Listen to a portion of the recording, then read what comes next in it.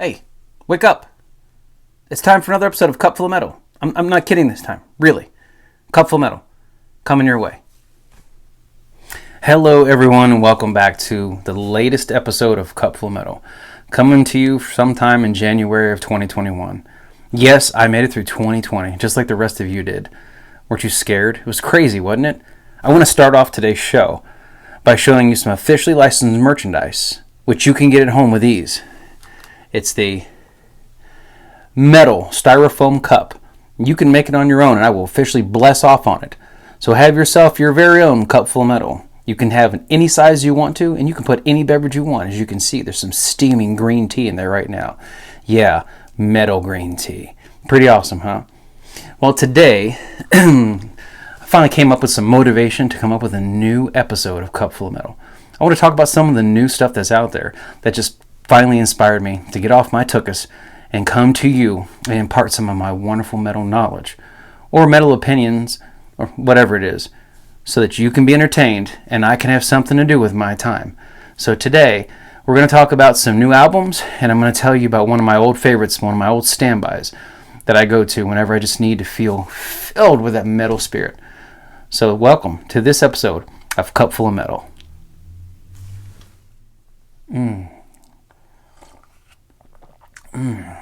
Cup full of metal. Tastes like green tea. Man, tea tastes so much better from a styrofoam cup with metal written on the side of it. Official merchandise brought to you by my artistic hand.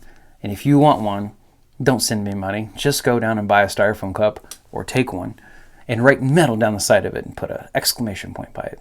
Your tea will taste so much more metal out of a cup with metal written on the side.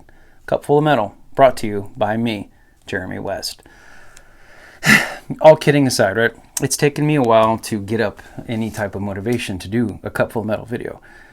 And I finally decided, you know what? It's time to get off my tuchus, come out and talk about some of the stuff that means a lot to me, heavy metal music. And today, I've decided to talk about some of the releases that I overlooked and didn't mention in 2020. Because 2020 was a crap year, all right? We don't need to go into that. But some of the stuff that was released heavy metal-wise was pretty good. So, first thing I want to talk about is a band from Sweden called Soilwork.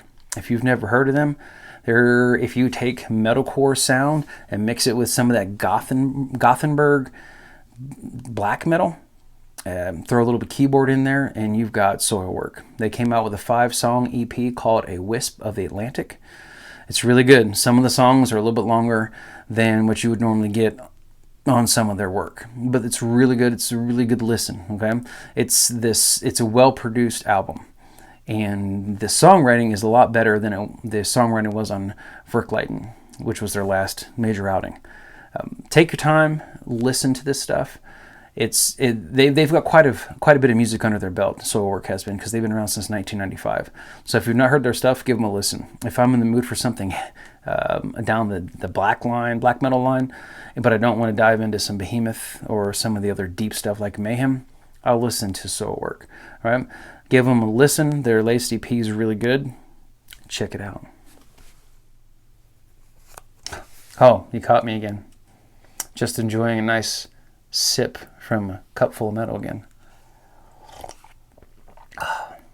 Metalicious. So back anyways to the subject matter at hand. You know what you forgot, and you need to send them a card to say happy anniversary, is Deftones. The 20th anniversary of White Pony came and went in 2020. You didn't even know it, did you? You forgot. And it was such an important album in your life. I know it was in my life. I remember I was living in Colorado Springs when the album came out. Man, it was just so great. You know, Changing the House of Flies. Oh, such a great song, you know. Chino Moreno, the way that he just makes me there when he's singing. It's so good. Sadly, this makes us all feel old now because that album is 20 years old. Yep, 20 years old. Changing the House of Flies is 20 years old. Pink Maggot's 20 years old. And you didn't send him a happy anniversary card, but that's okay. You can make up for it by listening to this 20th anniversary edition of the album of White Pony. I recommend it. It sounds a lot like White Pony remastered. They go in and clean up some of the rough edges. They released some of the some remastered or remixed versions of some of their famous songs. Go in and listen to it. It was great. It was such a great album in my life, and I hope that you enjoy this album too. But it's available. I know for a fact it's available on iTunes. So give it a listen, and on with the next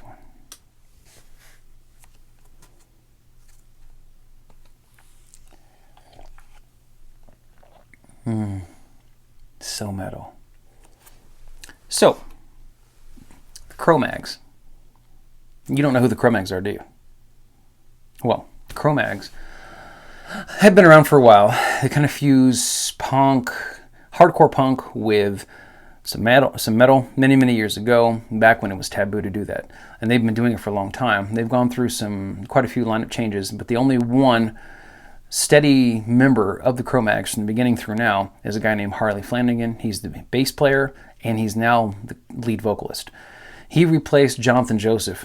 There was a legal battle between Jonathan Joseph and Harley Flanagan over who should be able to use the Crowmags name. Jonathan Joseph was torn under the name for a while. Harley Flanagan finally won the legal rights. Now he's released a new album, and it's called 2020. Okay, it's a 6-album EP. And it's got some good stuff on there. I'm telling you, if you are a fan of some heavy stuff that's along the lines of maybe Propane, these guys were around when Propane was learning how to lace up their booties. They've been around for a long time. I recommend listening to it. Violence and Destruction is my favorite song on there. It's hardcore, like I say, it's hardcore punk and heavy metal, all smashed together in a nice big sandwich, okay? And Crowmags aren't for the faint of heart, but they're like what Hatebreed probably evolved out of, some of that genre, okay? So if you are in for something good, some old school heavy that's got a new twist on it, Crowmags are still doing it, and they put one out in 2020. Give them a listen. So Green Druid. What the hell's a druid in the first place? And I didn't know that they came in multiple colors, but they do, especially from Colorado. And there's a Colorado band called Green Druid, and they're sludge, like a sludge fest, right? But they're heavy sludge. They're not quite high on fire, but they're in the same ballpark. They're good stuff, and there's not much on them on the internet. You can't find hardly anything about them. They're signed to Earache Records, and other than them being a 4-piece from Colorado, there's not much about them. But the album At the Mall of Ruin, that's a pretty good album. I came upon it when I was flipping through the list of new stuff on Apple Music, again, plug. So, and I couldn't stop listening to it. I listened to the whole thing. The songs are really, really good.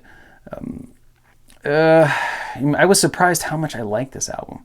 Okay, you usually don't like. I mean, I had a friend of mine who turned me on to. He took me to a concert that had an Electric Wizard concert, and I had no idea who they were, but I went. And I'm so glad that I did, because he turned me on to that kind of music. So this is like a heavier version of that. Same ballpark, but not quite them. Okay, so give Green Druid At the Mall a listen. You might be surprised. You could do it while you sip out of your official cup of metal merchandise. Oh yeah.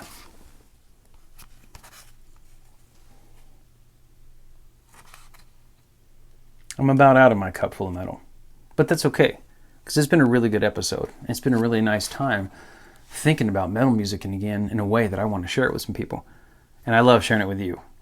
Yeah, you know I do. So I'm going to talk about one of my favorite albums that I listened to over the years. I found this album in high school. I remember seeing it when I was in Cincinnati at my grandma and grandpa Stephen's house, when I went and was staying the night over there. And I think it was Headbangers Ball. Any of you remember Headbangers Ball? I do. I loved Headbangers Ball.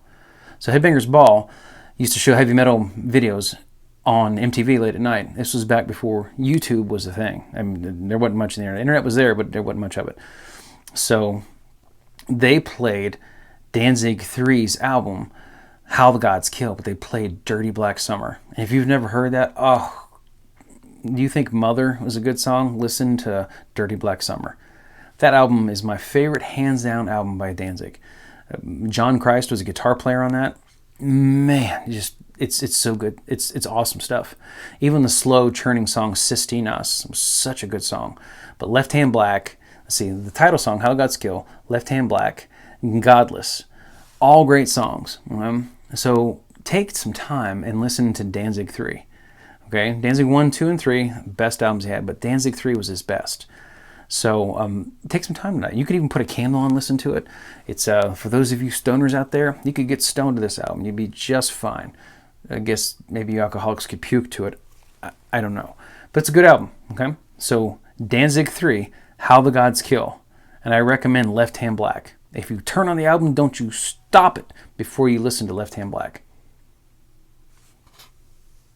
Because it's full of metal. Well, our time is at an end. Here we are at the end of our next cup full of metal. I hope you enjoyed the merchandising. I hope that you are inspired to make your own cup full of metal merchandise. You can even make t-shirts if you want to. I won't be offended. That would make my heart warm with pride to see anyone walking around with a handmade cup full of metal t-shirt. So again, like I always say, if you like this video, give it a thumbs up. If you have any questions or comments, please leave them in the comment section. If you have any suggestions for something you want me to cover or jokes you think I should have made better, please put them in the comment section. Any ideas, more than happy to take one. I appreciate it again, and I hope that you treat each other well, and I hope that you remember that the one thing that can bring us all together, that makes us feel like we belong, even if we don't, is our music tribe. And for those of us, it's heavy metal. Until next time.